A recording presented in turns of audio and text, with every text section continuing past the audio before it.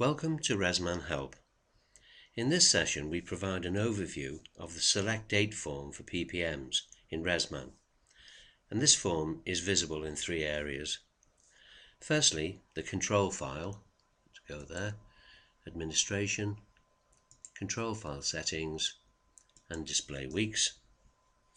And this is simply a reference list of week numbers. And although it doesn't show the select date option, which is normally under the back option here in the right hand corner, we can look at the form layout and functionality from here. The form has three columns, and I'll scroll to the top, and they are week start date, week number and year. And if I move down to where our current week is, you can see that we actually can breach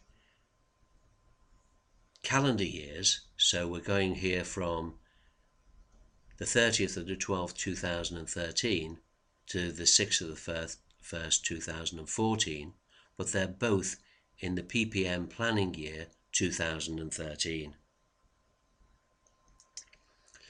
The current week is always highlighted in orange, and when we select a PPM start date, the week that we're selecting is always in orange also.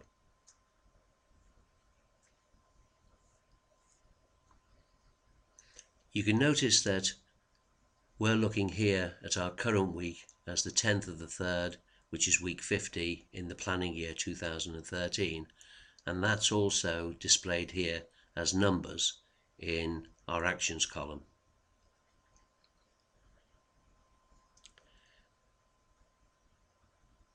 Low weeks and year ends, week 52 and week 53, are always highlighted in grey, so you can see that we've got week 52 here, and our next low week, week 13, that's in grey. And as we scroll up and down, the quarters in between those low weeks are all alternatively shaded yellow and green for ease of viewing. The default view for our past years and future years is actually 1 year past and forward, and we can enter any number of years as required. And this flexibility is very useful when we're introducing a PPM strategy into our existing asset and work scheme, and for catering for odd yearly tasks recommended by an equipment manufacturer. Now, the only other thing that's important when we're working on these entering dates and years in our actions area is that we must use either the tab key or the return key after we enter a value. So let's say, for instance, we wanted to go into our future years and enter a future value of 5 years, say to see where the next occurrence of week 53 was. So I enter 5 future years and then I hit return. At this point, our scrolling list now changes, and instead of it being a year past and 1 year future, we've now got 5 years. And if I scroll down, the next time I see 2 grey lines, you can see that we've got week 52 and week 53. If I was going to do, say, 7 years past, I highlight that, put in 7, and again we must hit tab or return, and our list will then be changed accordingly. So if I go back this way, you can see that we've now gone back to the PPM planning year 2006. The other two occurrences of the date select form are in the asset detail and in work processing, and we'll have a look at the asset detail form method first. Our first asset here is a lightweight defibrillator, so we'll look at setting up PPMs within that asset. So I double click, and the first thing I do is I go into the PPM tab, and this gives me a list of all my existing PPMs in there, This is quite useful. Let's say, for instance, we have inadvertently added a PPM and we might want to remove it, or for instance we might be looking at adding a PPM at this point and realize that if we did it would be duplicated. So we've already got one PPM in here. It's for test equipment, and let's say we realize this asset isn't test equipment, so we remove it, and then we go to the actions area, remove PPM, we select, because this will give us a list of all our PPMs. I click on save, and the confirmation of the removal takes place, and as you can see that's now removed. To attach a PPM, we again use the actions area and attach PPM. This gives us a list of all our PPMs, and because we're dealing with a defibrillator, we'll choose annual defibrillator maintenance, and we select that, and this now displays our PPM select date form. Now there's a number of ways that we could actually select the PPM start date. We could actually enter a date, or we can simply put in a year and a week number, and we'll use that option on this occurrence. And let's say, for instance, because I'd like to be able to show you this PPM job going into this current calendar year, we'll change our PPM year to 2013 because it's an annual PPM. So I backspace over the 3 and put in 2, and don't forget we have to hit return, and then I'll change my week 50 to week 51. So again, I'll still be able to show it in this PPM year, and hit return. And as you can see, our orange highlighted line now shows that this PPM, if we select this date, would be for week commencing the 8th of the 3rd, 2013, week 51, and it's in the 2012 PPM year, which is last PPM year, and I'll then click on select date. I'm given a confirmation message. Do I want to accept that date? And I'll say yes, and it now tells me that the PPM has been added into this particular asset. Now you'll remember that when we were looking at our PPM tutorial stage 3, that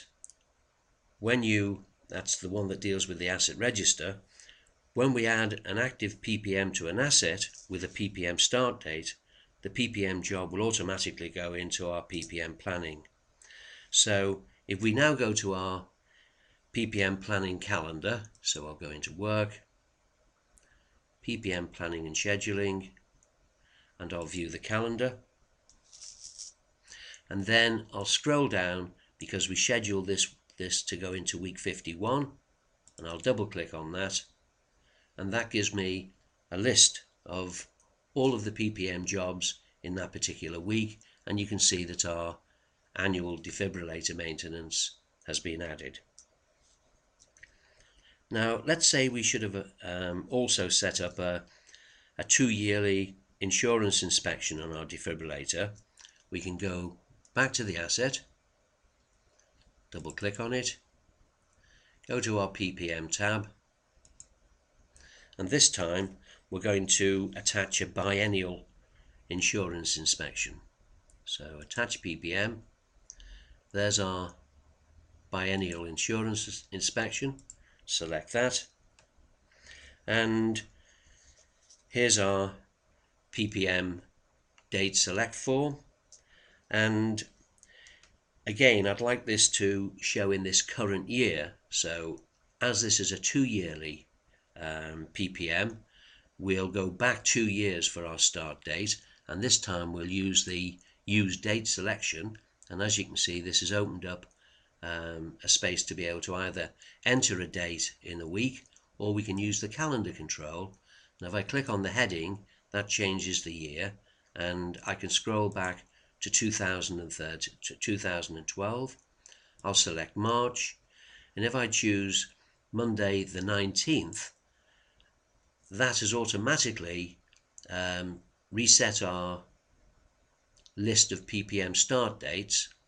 It's highlighted in orange the 19th of the 3rd, which is week 51, and that's in the PPM planning year 2011, and you'll notice that our past years automatically changed to 2, and at that point I can click on select date. I get my confirmation again, and I click on yes, and the PPM has now been added to the asset. If we wanted to go to our PPM calendar again, and we have a look at in planning, we'll be able to see in week 51 our biennial is week 51. Double click on that, and there's our biennial insurance that's now been added. Now, while we're here in PPMs, we can look at the second occurrence of our PPM select date form, and if I go to our PPM reference list, and let's say for instance we wanted to add a PPM to multiple assets, and we wanted to do that to lifts. So what I do is I highlight the all lifts PPM, and you'll notice that there are no assets with that attached at the moment, and then I click on add this PPM to assets, and what it does at that point is it brings forward into the actions box here details of the PPM reference, so it's all lifts and a work description, and I can use this built-in filtering if I want to find all the assets that I'd like to attach this PPM to. But if I go into asset category and I type in here lift and hit return, it's now filtered that, and you can see it's found 39 records. What I could do is I could continue filtering. Let's say for instance I only wanted lifts within a specific location, then again I could filter just for a particular location and filter as many times as I want, and when I'm satisfied with the filtered list I can click on select all and then add PPM to selected assets, and here comes our select PPM week number form. So once I choose a date at this point, that will automatically cascade the PPM reference and the start date to all those 39 assets that we selected, and in addition to that, those jobs will automatically go into our PPM planning year. So if we decided, because this is a nice efficient and time-saving method, that we want to do this on a regular basis, we'd have to remember that all of the assets that we've selected would have the same PPM start date. Therefore, if we wanted to fine-tune that in some way, we could do it in two ways. We could either go back to an individual asset, and although we can't change the PPM start date there, what we would do is we would remove that PPM and then add it with the required PPM start date. Or alternatively, we could move the PPM from one week to another, transferring it, and if it's the highest frequency, it'll give us the option to automatically change the PPM start date, and that's dealt with in a separate video, stage 4 of PPMs, the planning stage. So that concludes our overview of the PPM select date form in ResMan.